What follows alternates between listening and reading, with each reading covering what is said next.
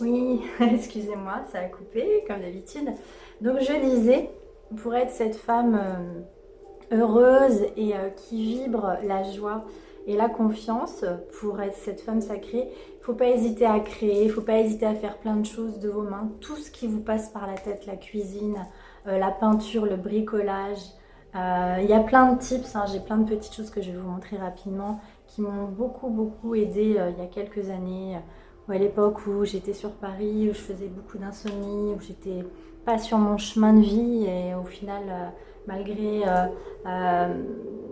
mes relations, ma relation du passé, enfin bref, tout ça on en parlera dans d'autres guidances, mais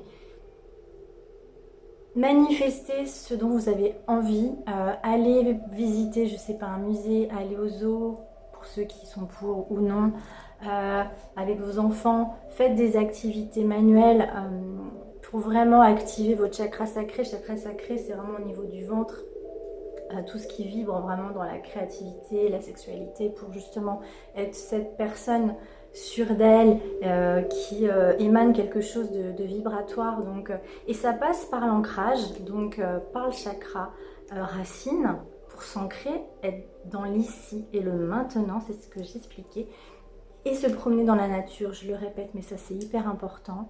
Et puis faire en fait plein de choses. Alors il y a des petits rituels à avoir dans les bulettes sacrées. Ça c'est un petit truc qui m'a accompagnée il y a 2 ans dans une phase où j'ai tout recommencé dans ma vie. Mais vraiment tout, c'est pour ça que je suis bien placée pour le savoir. Et je vous donne un exemple. Par exemple, les challenges, ils disent passer une journée sans téléphone, se promener dans la nature, essayer un nouveau sport, prendre 30 minutes pour faire un dessin, s'inscrire à un atelier créatif, aller au musée, boire un café en observant les passants, toquer chez le voisin pour lui proposer un café, ouvrir un livre de cuisine, passer une journée sans maquillage, faire une visite surprise à un proche. Ce sont plein d'exemples, mais des exemples hyper intéressants.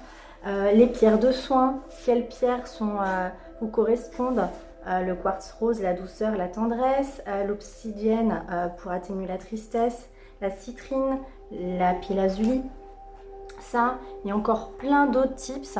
Moi, j'ai un truc aussi que j'adore, c'est ce bouquin de coloriage que je fais avec ma fille.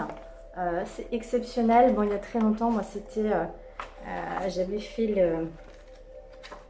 Je ne vais pas le trouver, mais c'était les flammes en rose. Enfin, voilà. J'ai même créé un petit oracle avec des feuilles en carton, l'oracle des mésanges. Je vous tirerai des cartes de temps en temps. Enfin voilà, donc plein encore de bonnes choses. Inscrivez-vous, abonnez-vous à ma chaîne YouTube car thérapie, c'est très important.